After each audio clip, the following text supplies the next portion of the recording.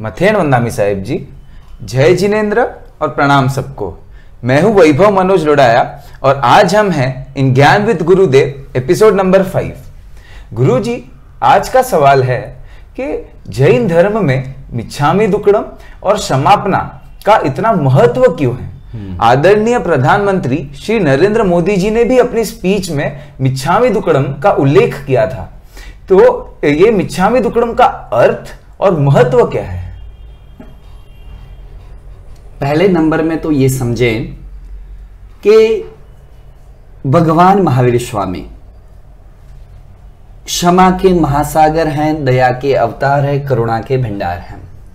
तो परमात्मा महावीर स्वामी के 3 सिद्धांत, एक है अहिंसा का सिद्धांत, एक है अपरिग्रह का सिद्धांत और एक है अनिकांत का सिद्धांत।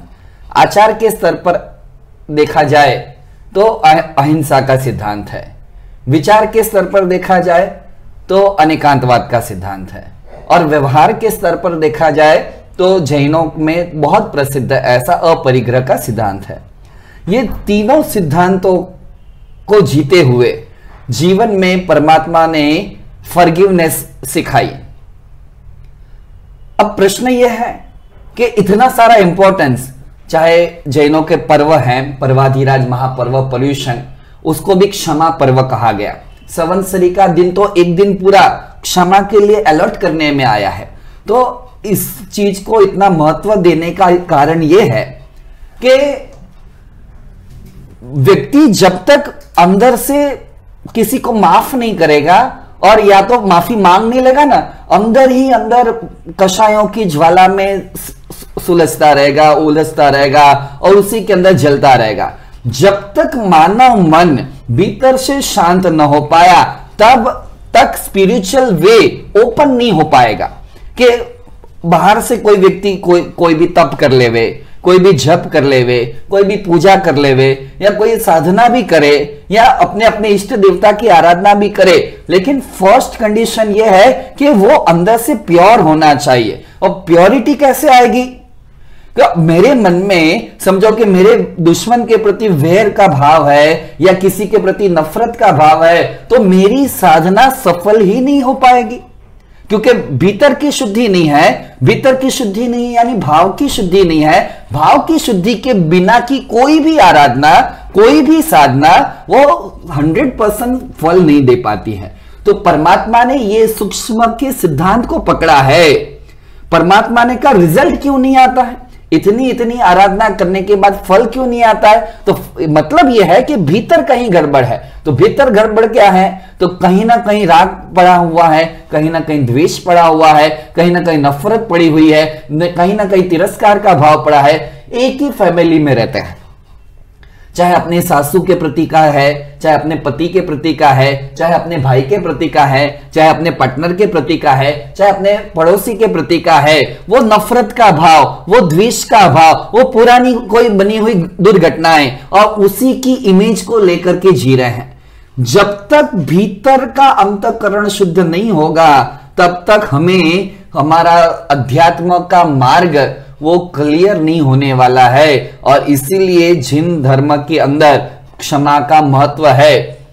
क्षमा भी कोई सामान्य चीज नहीं है, जैसे हम इसको सामान्य समझ रहे हैं, अभी इतनी सामान्य भी नहीं है। यूरोप के अंदर तो इसके कोर्सेस चलते हैं और ऑफिशियली 2 दिन के या 3 दिन के सेशन और सेमिनार होते हैं, और उस 3 दिन के सेमिनार के अंदर 8-8 घंटे के लेक्चर होते हैं, जिसमें मात्र एक ही सिखाने में आता है, थियरिकल भी और प्रैक्टिकल भी।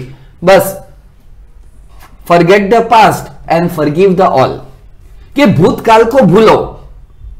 माइंड में से भूतकाल की जो दुखद स्मृतियां हैं उसको डिलीट करना है। ये सबसे बड़ी साधना है, ये सबसे बड़ा अनिवार्य आवश्यक गुण है कि भूतकाल की दुर्घटनाओं को, गलत व्यवहारों को व्यक्ति के प्रति हुए हैं, वस्तु के प्रति हुए हैं, तो उसको भूलना है। Forget the past and forgive the all. जिसने 2 साल पहले, 5 साल पहले, 10 साल पहले, 15 साल पहले, 25 साल पहले, भूतकाल में कभी भी हमारे साथ में जो वैर हुए हैं, जो मनमुटाव हुए हैं, जो डिस्प्यूट्स हुए हैं, जो झगड़े हुए हैं, भले 10 मिनट का क्यों ना रहे, चाहे 1 दिन का क्यों ना रहे, या और ज्यादा क्यों ना रहे, चाहे छोटा रहे चाहे बड़ा रहे, नफरत हमने जो अपने भीतर पैदा करके रखी है, वर्तमान का जो समय है ना, पूरा विश्व अशांति की आग में जल रहा है।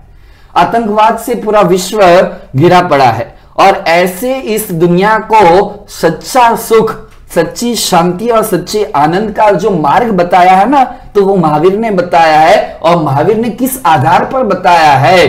तू दूसरों को माफ कर दे और तू दूसरों से माफी मांग ले, तो अंदर से खुश हो जाएगा, अंदर से तृप्त हो जाएगा, अंदर से शांत हो जाएगा। और ऐसे तृप्त व्यक्तियों का जो संगठन बनता जाएगा, ऐसे शांत व्यक्तियों का समूह बनता जाएगा, तो विश्व शांति ऐसे आएगी।